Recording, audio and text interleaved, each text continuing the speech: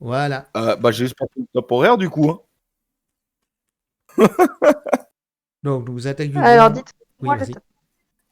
Non, mais dites-moi le top départ. Eh Top ben, top départ, c'est bon, départ, tu peux commencer. bienvenue à toi, Andaleka, et puis fais-nous une petite présentation. Très bien, bah, bonsoir à tous. Donc moi c'est Andayaka, donc je suis co-organisatrice et chargée de projet de Wondercord.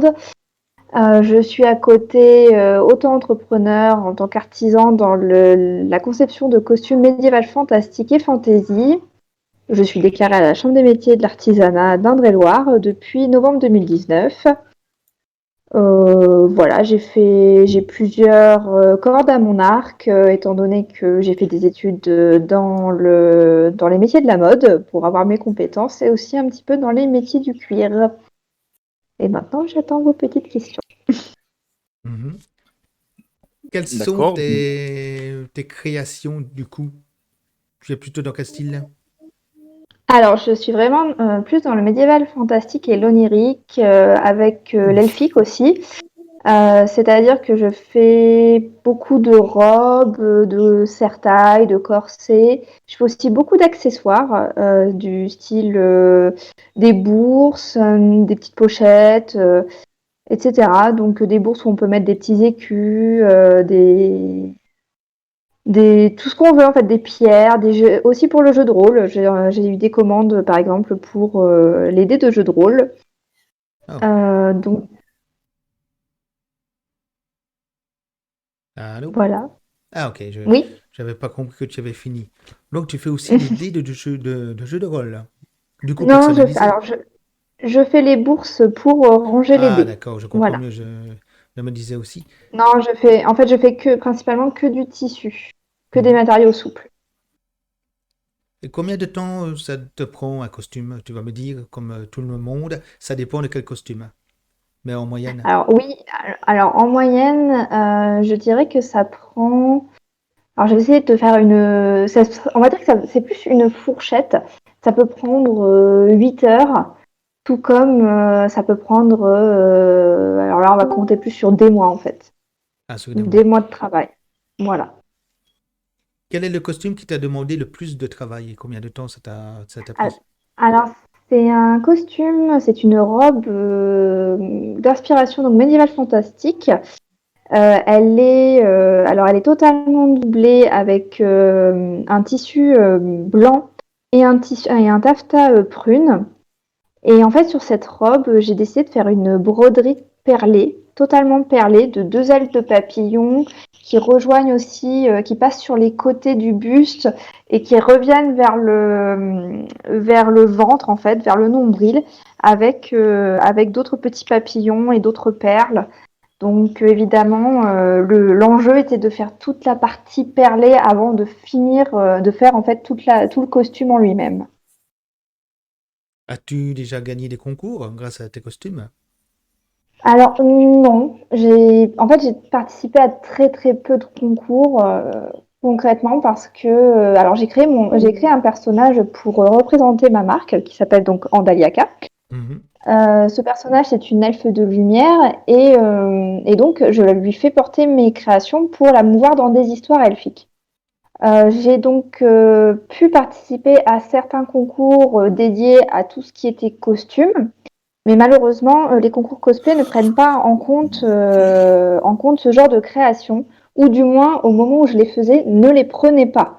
Ah, Maintenant, au jour d'aujourd'hui, je sais que ça a un petit peu évolué, puisque moi j'ai carrément fait tout mon univers. Donc on peut catégoriser ça un petit peu plus dans le cosplay. Mais par contre, j'ai fait deux concours au festival Yggdrasil.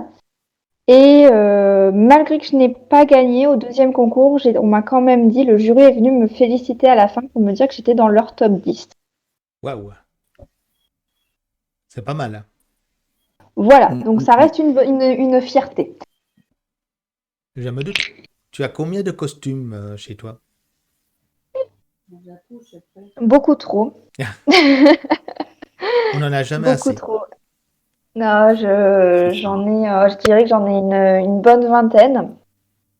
C'est pas Une mal. bonne vingtaine. Voilà, j'ai des accessoires, etc. Parce que vu que je fais des stands, malheureusement actuellement c'est plus le cas. Mais j'ai tout un stock d'accessoires et un petit peu de costumes aussi à côté. Donc c'est vrai que niveau création, j'en ai pas mal. Donc ça commence à prendre de la place. Mhm. Tu disais que tu faisais des accessoires. Tu fais quel genre d'accessoires? J'ai pas entendu ta question, Tu disais que excuse-moi. tu faisais aussi des accessoires à côté. Quel genre d'accessoires fais-tu? Eh bien, je fais au départ vraiment mon produit phare, c'est les bourses. J'ai commencé par ça, tout simplement parce que c'était une manière pour moi d'utiliser des fois des chutes de tissu et en même temps, j'ai eu un bon plan de recyclage de tissu d'ameublement. Mhm. Donc du coup, c'est vrai que les bourses ont été, c'est principalement ça que je fais. Après, j'ai fait quelques bijoux. J'ai aussi des ceintures et des manchettes. Alors ça, c'est une nouveauté que je commence à faire sur mes réseaux. Je me suis toujours dit pourquoi les minéraux, tout ce qui est pierre, du style labradorite, pierre de lune, quartz, etc. Ces pierres fines-là, on les retrouve souvent sur des éléments en cuir. Mais Mhm. le problème, c'est que le cuir, eh bien, tout le monde n'apprécie pas forcément le cuir. Et moi, j'ai essayé de trouver une alternative pour me dire pourquoi on ne pourrait pas le mettre sur du tissu. Donc, je me Mhm. suis lancée dans la fabrication de bijoux en macramé. Donc, j'en ai une petite collection, pas une énorme, hein, mais une petite collection. Et ces bijoux en macramé m'ont servi en fait un petit peu de prototype d'essai pour me permettre de faire des appliqués. Donc, c'est-à-dire qu'en fait, j'incruste la pierre dans mon fil de macramé. Je fais après un motif et ensuite je le couds avec un fil de pêche. Et en fait, tout ça, ça peut passer en machine. Ah, c'est Donc lavable en j'ai fait des machine. ceintures. Oui, c'est lavable en machine. Alors évidemment, il faut protéger quand même la pierre, donc il faut mettre ça dans un filet, tout de même, pour éviter qu'elle tape trop Sur le tambour. sur le tambour. Mais effectivement, c'est lavable en machine. Alors, il ne faut pas dépasser les 40 degrés. Et sinon, après, ça peut être aussi lavable à la main. Le fil de macramé, il est aussi lavable à la main avec une brosse à dents et du dentifrice, surtout pour le blanc. Donc, en soi, ça permet d'être tranquille aussi à ce niveau-là. Donc maintenant, j'applique ça sur des ceintures. Ça va bientôt venir sur des bourses, des plus grandes bourses aussi parce qu'on m'en a demandé. Et j'en ai fait aussi sur des petites manchettes style brassard. Voilà. Quelle est la tenue dont tu es le plus fier? Ah, alors il y en a plusieurs. Alors déjà, il y a ma toute première. Déjà, je pense que je vais en dire au moins deux. Il y a Mhm. la toute première que j'ai faite. Elle est aussi avec une broderie perlée, mais uniquement sur le devant. C'en est une en satin duchesse argenté et taffetas vert olive, donc avec des reflets un peu dorés. Mhm. Donc celle-ci, c'est vraiment ma première. J'ai fait une grande traîne avec un vieux rideau marocain, parce que les rideaux marocains et tout ça, ils sont super, enfin ils ont beaucoup d'ornements. Et avec des petites paillettes dessus et tout, j'ai trouvé ça trop joli. Je me suis dit, bah, pourquoi pas l'intégrer à une de mes tenues. Mhm. J'avais la chance d'avoir un marché marocain aussi pas très loin de chez moi, donc ça Ça aide aide. pour pouvoir se retrouver avec des tissus qu'on n'a pas forcément l'habitude. Et du coup, c'est vrai que cette robe-là, c'était aussi le début des histoires de mon personnage.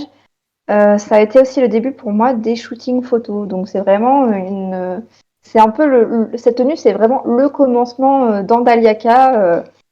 Et puis aussi, moi, en fait, ma nouvelle vie qui commençait. Ah, d'accord, tu avais quel âge Euh, à ce moment-là? C'était il y a. Alors, j'ai commencé les shootings photo il n'y a que 2 ans, donc j'avais 24-25 ans. Mhm. Après, en Daliaka, j'ai commencé à construire son univers déjà il y a 4-5 ans avant. Mhm. À partir de Ensuite, que... Oui, vas-y, continue. il me restait la deuxième tenue. Là, j'en ai pas pour longtemps. Bah, c'est la tenue en fait avec laquelle j'étais en top 10 à Yggdrasil. C'est Alors, la tenue en fait que j'ai fait en fait c'est une double tenue, c'est-à-dire que j'ai fait un corset avec des appliqués floraux en dentelle argentée et c'est vrai que j'ai réussi à faire un bâton aussi avec un bâton lumineux. Donc c'était la première fois pour moi parce que je crafte pas trop. Je mhm. fais plus donc de la couture qu'autre chose. Donc j'étais contente et surtout j'ai fait une double jupe, c'est-à-dire que j'avais une jupe basique et en même temps j'avais une ceinture, une surjupe qu'on pouvait mettre avec des pétales qui tombaient en cascade. Et à côté de ça, pour aller avec cette tenue, j'ai fait aussi une autre jupe un peu plus hivernale, donc ce qui fait que je peux porter ce costume en été comme en hiver. Ah, c'est pratique. Voilà. Mhm.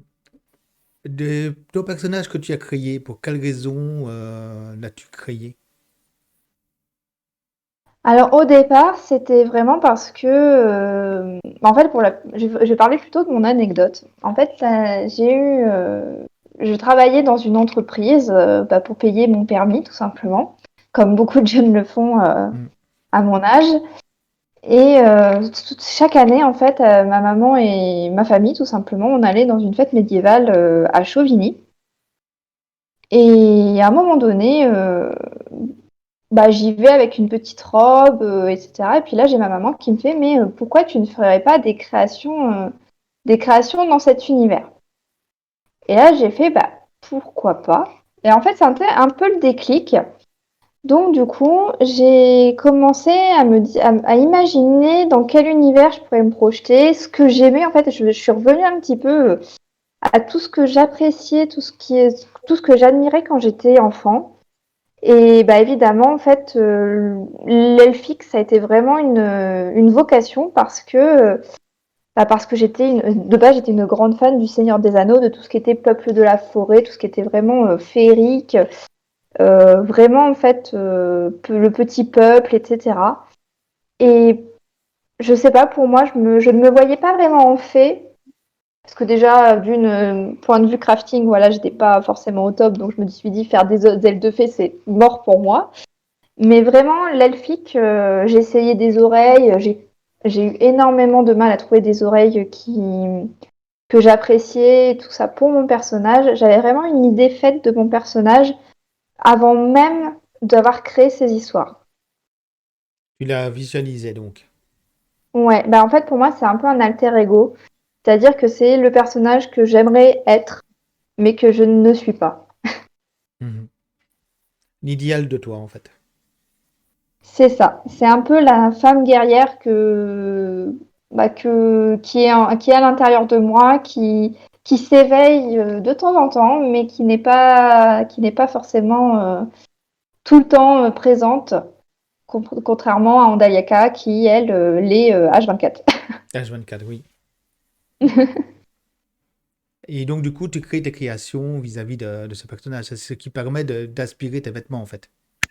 C'est ça, c'est ça. C'est vrai que j'aime bien écrire et donner une histoire en fait à mes créations par le biais de ce personnage ou inversement ce personnage qui m'inspire pour créer des créations.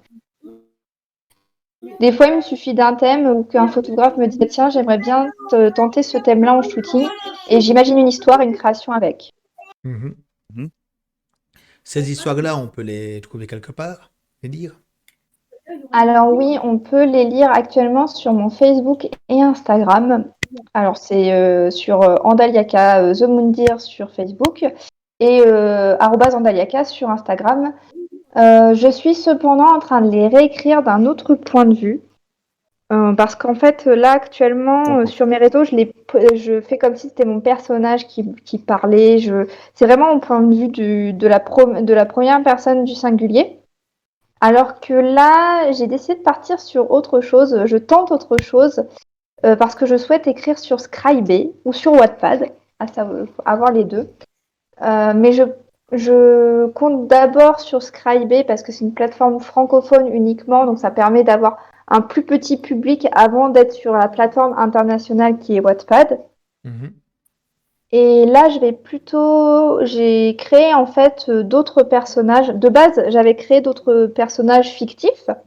Et donc, j'ai envie qu'ils aient une autre place un petit peu plus importante et qu'il y ait plutôt que ce soit vraiment leur point de vue ou le point de vue de plusieurs autres personnages vis-à-vis d'Andaliaka et donc de découvrir un petit peu plus Andaliaka à travers d'autres yeux. Oui, du coup, d'avoir un autre point de vue sur elle, du coup. Voilà, donc c'est vrai que là, c'est un gros travail de réécriture. J'imagine, oui. J'ai tout juste commencé, mais du coup, bah, évidemment, on peut pas être partout entre déménagement, l'organisation de vente de records, et bien, je n'ai pas continué pour l'instant. Oui, je me doute. Et puis, il y a aussi le côté psychologique qui change, surtout. Vu que ce n'est plus sa psychologie à elle, mais la psychologie de la personne qui l'observe, qui le regarde, comment il la voit sur le moment. C'est ça, c'est pour ça que avant tout, alors j'ai déjà, avant d'inclure mes personnages, souvent je crée une fiche personnage comme un jeu de rôle. Et Mhm. donc, et du coup, je reprends souvent cette fiche pour me dire, ah bah tiens, cette personne-là, en fait, c'est quelqu'un de très enjoué, donc quand elle va voir Andayaka, elle va être plutôt enjouée, ou alors que quand elle voit une inconnue, tel personnage est plutôt timide, réservé, donc du coup, son point de vue va être différent. Donc, il faut vraiment que je me remette dans la peau de chaque personnage. Et ce qui est sympathique, vraiment, et ce qui me plaît, en fait, c'est ce jeu-là de changer, en fait, de point de vue. Alors, pas non plus souvent, hein, parce que sinon, bah, le lecteur, il est perdu. Mm. Mais vraiment, mais puis moi, je vais me perdre aussi. Euh, mais du coup, voilà, changer de point de vue comme ça, c'est vraiment un autre travail. Et puis ça me fait retracer à nouveau le chemin d'Andayaka, chemin que du coup j'écris depuis 2 ans et demi maintenant. Mhm. Quels sont Et donc, tes futurs projets en tant que pour les créations? alors pour les créations, mon futur projet déjà d'une, c'est de sortir mon site internet. Donc ça, ça fait depuis le début du second confinement que je dois y travailler, mais du coup, j'ai aidé à l'organisation de plusieurs salons virtuels, donc c'est vrai Nous, que celui-ci, c'était notamment. dont celui-ci, voilà. Et la première édition de Monde Record aussi. Mhm. Donc c'est vrai que je n'ai pas pu travailler de trop sur mon site internet. Donc avant toute chose, c'est vrai que ça c'est quelque chose que je vais faire. J'ai aussi eu des demandes vis-à-vis de mes produits phares, donc j'ai pas mal de nouvelles créations à faire, avec une reprise des shootings photos aussi. Donc Ah, ça ça c'est qui vont bien. être assez, voilà, ça va être assez imminent parce que c'est vrai que mais malgré tout, créer et faire des shootings photos, ça m'amène encore plus à l'inspiration au niveau de l'écriture. Alors, parce que Oui. souvent j'écris selon le thème du shooting photo, mais des fois j'écris et je réécris parce que le lieu où on m'a emmené, ça m'a fait penser à une autre histoire, et donc ça m'inspire encore plus. Donc c'est vraiment tout ça, c'est vraiment lié la création, les shootings, les lieux historiques. C'est vraiment vraiment sympa. Donc allier tout ça, c'est très inspirant. Qu'est-ce que j'ai d'autre comme projet? Bah, j'ai le bal des deux roses aussi. Ah oui. Voilà, avec Laurent Dix. Donc où là je suis aussi chargée du département de costumes et j'incarne la reine de cœur. Tout à fait. Voilà. Donc principalement, alors aussi à côté, j'aimerais reprendre plus activement ma chaîne YouTube. Donc j'ai ressorti une vidéo il n'y a pas si longtemps, il y a un mois en fait, il y a à peu près un mois. J'aimerais refaire d'autres vidéos. Et aussi à côté, j'ai une autre chaîne YouTube que je reprends avec mon chéri, qui est donc de la chronique littéraire. Où Oh, d'ailleurs on a déjà pas mal d'auteurs qui sont d'accord pour que l'on fasse leur chronique. ok, donc c'est des vidéos qui font la chronique d'un roman, d'un auteur en particulier, donc. Voilà, c'est ça. Puis Il nous, est ça plus nous sur le permet roman de que c'était la lire. lecture du roman, en fait, ne fût-ce que le premier chapitre. Mais non, Non, c'est une chronique, donc, des avis.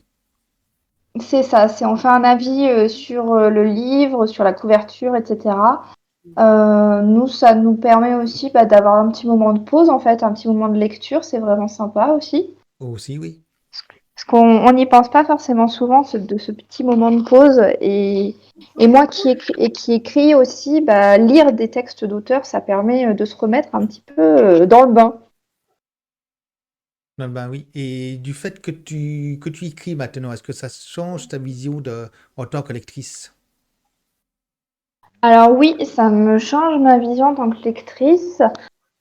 Après, moi, j'ai toujours été une mordue de livres, j'en ai énormément, j'ai dû même en vendre parce que je ne pouvais pas en garder de trop. Mais c'est vrai que effectivement, plus on écrit, plus on se dit ah tiens, telle expression, ça veut dire ça. On lit un petit peu des fois aussi entre les lignes, les messages un petit peu codés, et à force de lire, on a aussi je pense que peut-être des déductions d'auteurs, je sais pas, mais ou des déductions logiques où on se dit bah tiens ça va amener à tel événement et puis souvent on est là ah bah j'ai raison. Oui, on sent un peu plus le fil d'où l'auteur veut nous amener que le lecteur lambda. Moi, je me fais souvent attraper. Voilà. Alors après, évidemment, ça dépend du style d'écriture de Aussi. l'auteur. Je sais qu'il y a des auteurs, moi, j'ai extrêmement de mal à lire leurs textes parce que c'est trop soutenu, c'est pas assez fluide. Moi, je sais que je fais très attention à ça. Par exemple, je sais que j'adore plutôt faire les descriptifs des actions pour être vraiment dans l'action, en fait, se sentir vraiment comme si c'était quand le lecteur lit mon chapitre, eh bien, il a l'impression que c'est lui qui est dans l'action ou qui voit l'action par lui-même. Donc, je pense qu'on a tous un petit peu, au niveau des auteurs, on a tous un petit peu notre talent de Non. prédilection, on va dire. Mhm. Et, euh, et moi, je sais que c'est l'action, par exemple, mais c'est vrai qu'il y a des auteurs, leur langage est trop soutenu. Des fois, c'est leur patte créatrice aussi, c'est leur patte d'auteur qui est là, leur plume, qui fait que, pour certains, ils ont aussi leur cible au niveau de leurs lecteurs. Il Mhm. y en a qui préfèrent ce type de lecture, il y en a d'autres, il y a des lecteurs qui aiment moins. Moi, je fais partie de certains qui aiment plus la fluidité. En fait, que ça se lise limite tout seul, en fait. Mhm. Quel est le premier roman qui t'a vraiment percuté? Oula, alors ça remonte loin, ça remonte très très loin là. Alors je dirais qu'en roman fantasy, le premier roman qui m'a percuté, c'est la saga des Chevaliers d'Émeraude. Mhm. Parce qu'en filmographie, on est plus sur le Seigneur des Anneaux, mais par contre en livre, on est plus sur la saga des Chevaliers d'Émeraude. En fait, je me souviens que mon collège les avait au CDI et toutes les semaines, voir toutes les semaines, en fait, j'allais prendre un roman de cette saga. Donc, c'est pour dire que c'était pas les livres de poche à ce moment-là. Les livres de poche des Chevaliers d'Émeraude n'existaient pas. Mhm. Il n'y avait même pas encore la BD de sortie. Donc, vraiment, c'était les gros livres, les gros livres. Donc, je me faisais un livre en 3 à 5 jours maximum. C'est une belle cadence.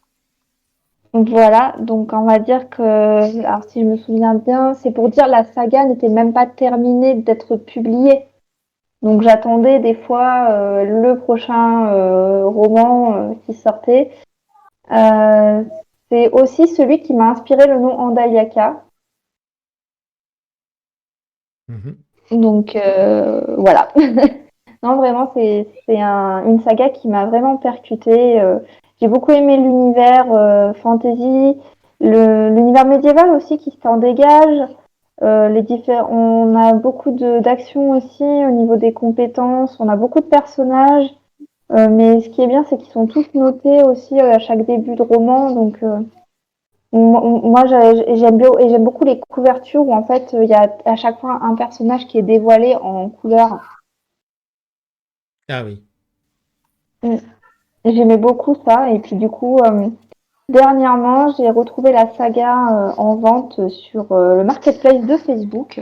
Parce que du coup, je les avais déjà lus, mais et bah, j'ai été les racheter en fait à quelqu'un. J'ai racheté toute la saga pour pouvoir les relire. Wow. Ah oui, carrément. Ah oui, carrément. Mm. Et du coup, il y a combien de volumes? Euh, Euh, je me demande s'il y en a pas. Ah, je sais plus s'il y en a 13 ou 16. Je vais. Ah, c'est euh, pas mal. Effectivement, oui, tout c'est relié, quoi. par contre, il est déjà 18h37. C'est vrai qu'on va pas leur tourner depuis tout à l'heure. Ah non. J'écoute. Non, je pensais qu'il était plus tôt que Euh, ça. Bah, Ah oui, mais j'ai le c'est résultat. parce C'est que quand même, moi, c'est j'ai les parce. résultats de concours, moi, la suite. D'accord.